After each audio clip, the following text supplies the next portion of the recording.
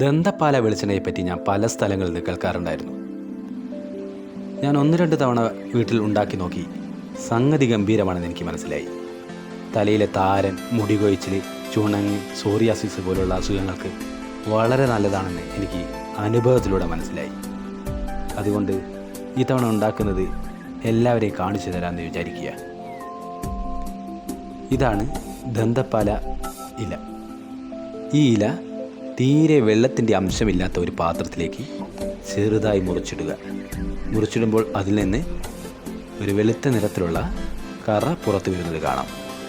ഈ കറയും ഇലയിലെ സത്തും എല്ലാം കൂടി വെളിച്ചെണ്ണയിലേക്ക് കൂടിച്ചേരുകയാണ് ചെയ്യുന്നത്. ഇനി ഇതിലേക്ക് വെളിച്ചെണ്ണ ഒഴിക്കണം. ഞാൻ ഒഴിക്കുന്നത് സാധാരണ വെളിച്ചെണ്ണയല്ല, ഉരുക്ക് വെളിച്ചെണ്ണയാണ്. ഉരുക്ക് വെളിച്ചെണ്ണയാണെങ്കിൽ മറ്റു വെളിച്ചെണ്ണയേക്കാൾ ഔഷധ ഗുണം കൂടുതലുള്ളതുകൊണ്ട് അതിൻ്റെതായ ഗുണം ഇവിടെയും നമുക്ക് ലഭിക്കും. വെളിച്ചെണ്ണ ഇല മുങ്ങി നിൽക്കുന്ന രൂപത്തിൽ ഒഴിക്കണം. എന്നിട്ട് നല്ല വെയിലത്ത് വെക്കുക.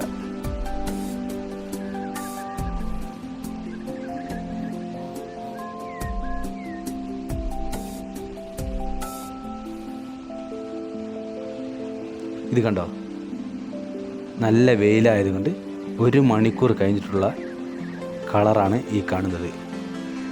കളർ മാറി വന്നത് കണ്ടില്ലേ?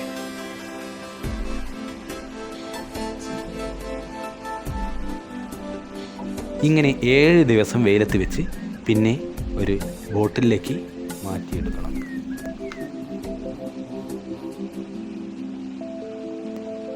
ഈ എണ്ണ തലയിൽ നന്നായി തേച്ച് പിടിപ്പിക്കാം.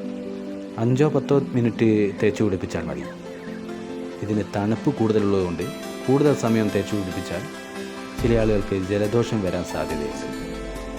അതുകൊണ്ട് 5-10 മിനിറ്റ് തേച്ച് പിടിപ്പിച്ചതിന് ശേഷം കുളിക്കാം.